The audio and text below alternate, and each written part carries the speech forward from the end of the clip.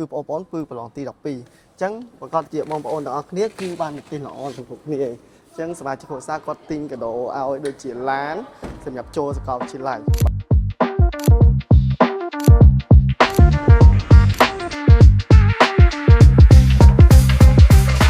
អូខេពិសេសមែនតើសម្រាប់បងប្អូនដែលទិញកាដូឲ្យសមាជិកគ្រួសារក្នុងពេលដែលការសិក្សាបងប្អូនដែលឥឡូវនេះគឺបងប្អូនគឺប្រឡងទី12អញ្ចឹងប្រកាសជាបងប្អូនទាំងអស់គ្នាគឺបានទីល្អទាំងគ្រប់គ្នាអញ្ចឹងសមាជិកគ្រួសារគាត់ទិញកាដូឲ្យដូចជាឡានសម្រាប់ចូលសាកលវិទ្យាល័យបាទជាពិសេស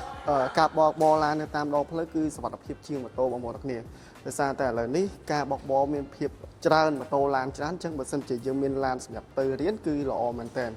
បាទហើយ model ដែលខ្ញុំណែនាំនេះគឺ model Porsche S7 ស័ក្តិសមសម្រាប់យុវវ័យដោយសារតែប្រភេទឡានអគ្គិសនីសុទ្ធបងប្អូនទាំងគ្នាហើយជិះបាន555គីឡូហើយចំពោះរូបរាងវិញគឺការ design ស្អាតខ្លាំងមែនតើបាទ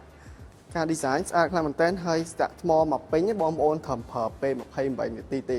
បាទហើយការរចនាគឺបែបរាងស្ពណ៌បាទ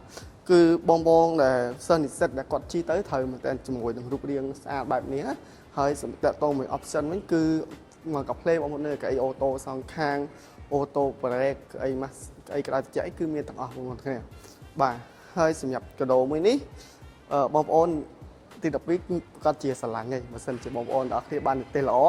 ហើយជូនពរទាំងអស់គ្នាបាននិទេសល្អហើយជាប់គ្រប់គ្នាហើយសំខាន់គឺចង់ឲ្យទាំងអស់គ្នានឹងគឺបាននិទេស A បាទអូខេសម្រាប់ព័ត៌មានលម្អិតបងប្អូនអាចឆាតចូល page ឬក៏ចុច link Telegram នៅខាងលើបានអរគុណបងប្អូនទាំងគ្នា